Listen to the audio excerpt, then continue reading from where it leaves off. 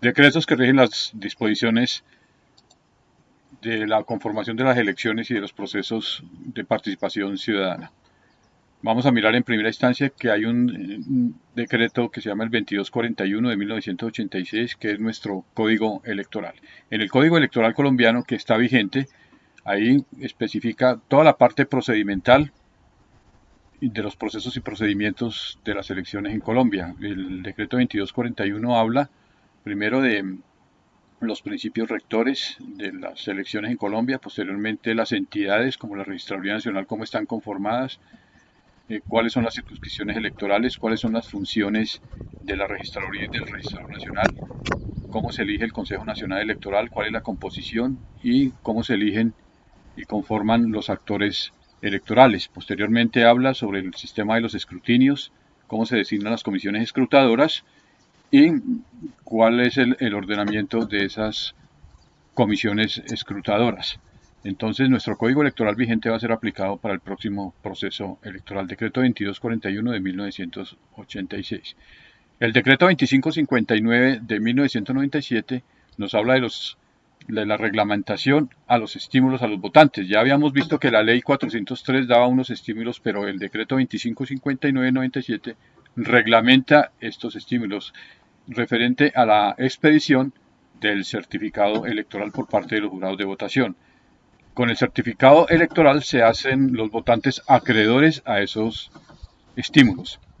El decreto 2008 del año 1997 nos habla sobre el orden público en las elecciones.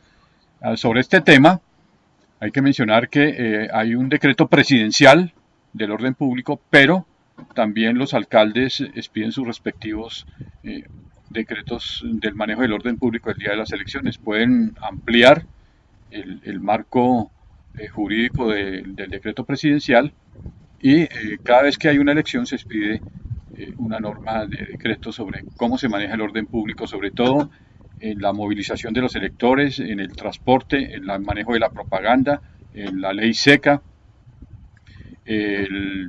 la facilidad y la seguridad de nuestros electores y ciudadanos en general. El decreto 2267 de 1997 nos habla sobre la coordinación y seguimiento de los procesos electorales. La coordinación y seguimiento de los procesos electorales se denominan, digamos, los comités de seguimiento electoral del orden nacional, departamental y local.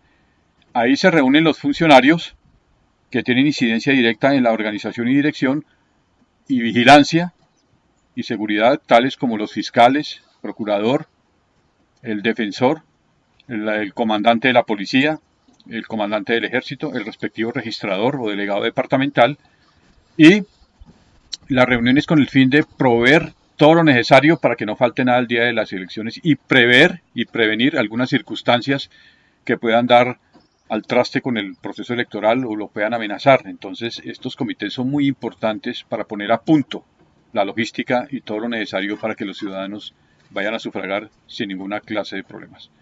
El decreto 1571 del 2006 también hace referencia a ese orden público, pero se recalca aquí que cada vez que hay una elección de carácter nacional, se expide un decreto presidencial del orden público y los alcaldes, con base en ese decreto, pueden ampliar y mejorar o especificar más, sobre todo en el manejo de la ley seca, de acuerdo a las circunstancias de orden público que viva cada uno de los municipios en ese momento. El decreto 0571 del 2009 nos habla de cómo es la reglamentación de las vallas publicitarias. Recordemos que la filosofía de este decreto es prevenir la contaminación visual, darle un orden, una temporalidad y unas distancias a esas vallas de tal manera que eso no se convierta en una circunstancia de contaminación visual y de no incomodar a los ciudadanos.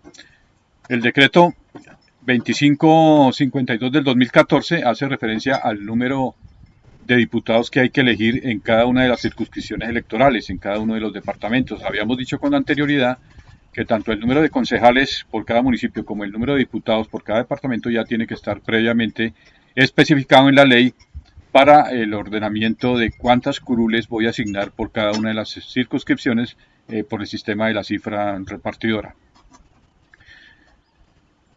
El decreto 1571 del 2006 también nos habla sobre las elecciones. Y por último manifestar que hay una disposición sobre los comités de seguimiento electoral que es la del 2013, que es la vigente. Entonces el próximo curso será sobre otras disposiciones electorales.